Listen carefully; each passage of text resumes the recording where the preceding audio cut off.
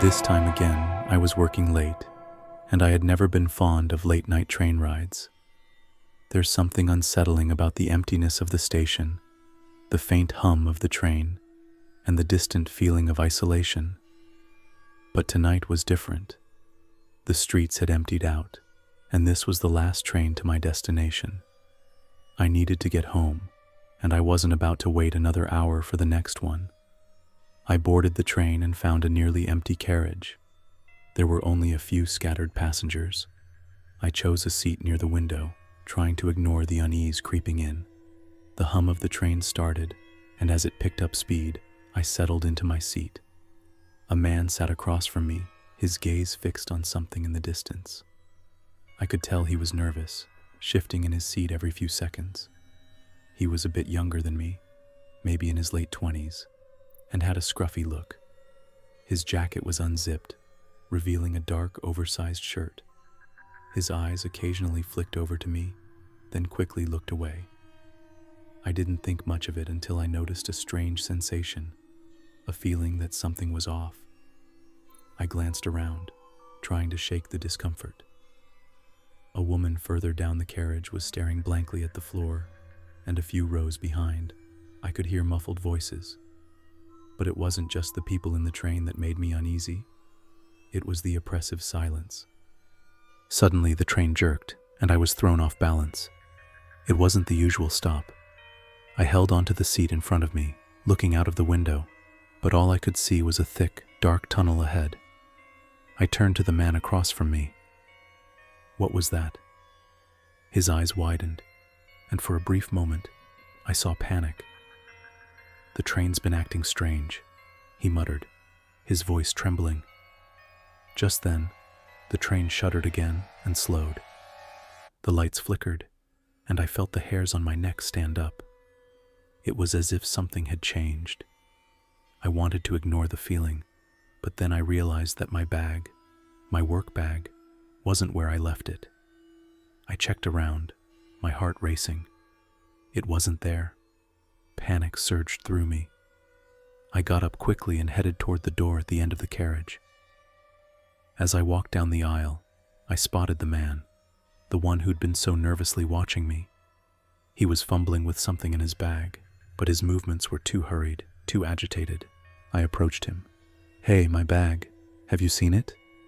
He froze, and I saw a flash of guilt cross his face. "Look, I didn't take anything," he said, but his voice cracked. I stepped closer, suspicion growing. "What's in your bag, then?" Without answering, he zipped it up quickly. "I don't know. Nothing that belongs to you." I reached for it. Before he could stop me, I pulled open the zipper. Inside, I found more than just his belongings. A bundle of documents. Some were stained, dark red stains. My breath caught in my throat. "What the hell is this?" He grabbed the bag from me. "You don't want to know." I backed away slowly, my mind racing. As I looked at the man, really looked at him, something about him wasn't right. His eyes were darting, constantly scanning the room, as if expecting something to happen. Then, the train jolted again, but this time, it wasn't a normal stop. We were coming to a standstill in the middle of nowhere, the dark tunnel stretching endlessly in front of us. "Something's wrong," I muttered. He nodded, but there was a look in his eyes that made me feel even more uneasy. Then, in a voice so low I could barely hear it over the rumbling of the train, he said, "They're coming for me." "Who's coming for you?" But before he could answer, I heard it, a sharp sound coming from the other side of the carriage, followed by the unmistakable sound of footsteps. Heavy, deliberate footsteps. The man froze, his face draining of color. No, no, no. I couldn't explain it. My instincts screamed at me to run, but there was nowhere to go. The train was still, and the silence was broken only by those approaching footsteps. I didn't wait. I ran. I sprinted towards the end of the train, my heart pounding. But when I reached the door, I saw him. Another man, standing there with a dark grin, blocking the way. He wasn't alone. There were others, watching me. I turned back, only to find the first man gone. No trace of him.